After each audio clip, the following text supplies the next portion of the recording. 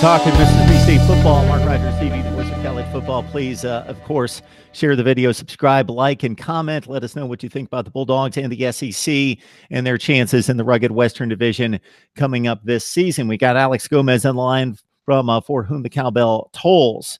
The 2019 class, as you mentioned, a top 25 recruiting class, sneaking in at 24, according to the 24/7 composite rankings.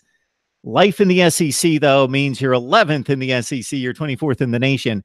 5 of these guys are already on campus. You signed 21 overall, 11 from the state of Mississippi. Alex, your thoughts about the class, where you hit some home runs, maybe some sleeper guys that you like on tape that aren't necessarily heralded as big-time recruits, or maybe where you missed on some positions?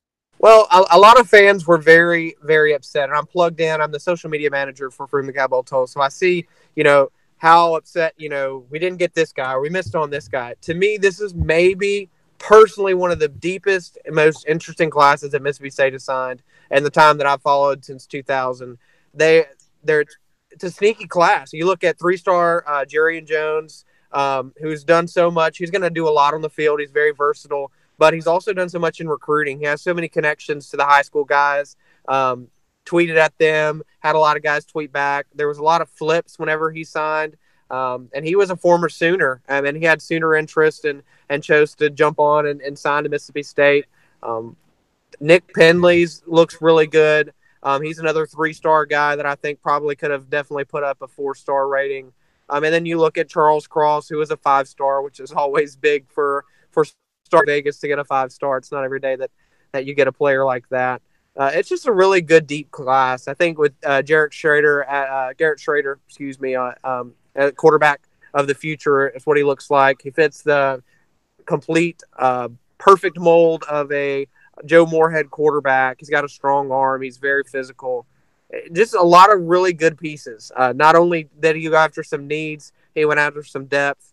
It's just a really complete and really good class, really.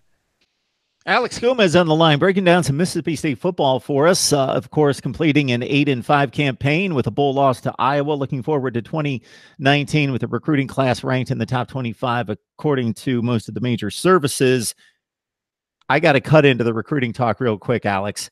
You mentioned Stark Vegas. Do people embrace the Stark Vegas brand, or because there is a bit of tongue-in-cheek woven within that framework of that little title there, do people resent that, or is it a bit of a mixed bag? It's definitely a mixed bag. It's love-hate around here in Starkville.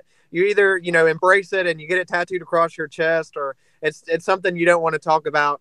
It really came around and was really a big deal when Scott Strickland became the athletic director at Mississippi State, and he has since left for the Florida Gators. And when he left, a lot of people weren't a fan of the Stark Vegas term.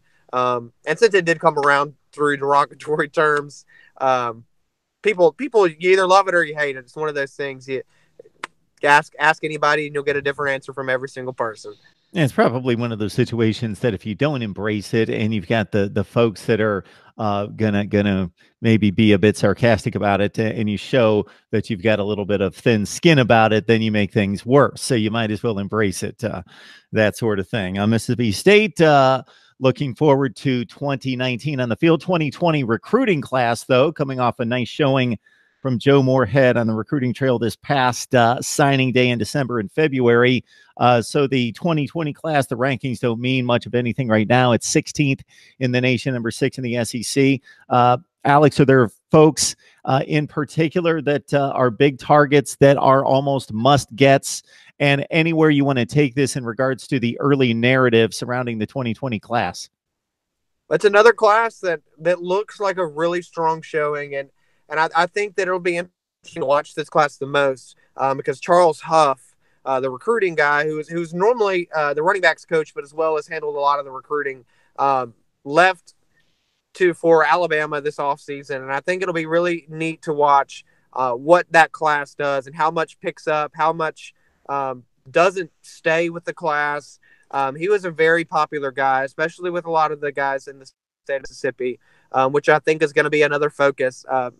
Joe Moorhead has definitely been very interesting to watch. Whereas Dan Mullen was the guy who went after, 2-star, 3-star guys and wanted to develop them. Joe Moorhead has really gone out there and said, this guy is a top prospect in the state of Mississippi. I want him on my football team. This guy is a top prospect in Alabama. I want him on my football team.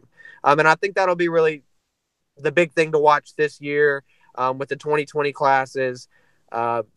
Does he get that big guy? Does he get the guy that he wants? Does he bring in, a monumental class that Mississippi State has never really had? It's always been, a bunch of 3-stars and a couple of 4-stars, and that's your bread and butter. So that'll be the thing for 2020 for me is he going to try to go the same way and go 3-star and develop, or is he going to go get some home run hits?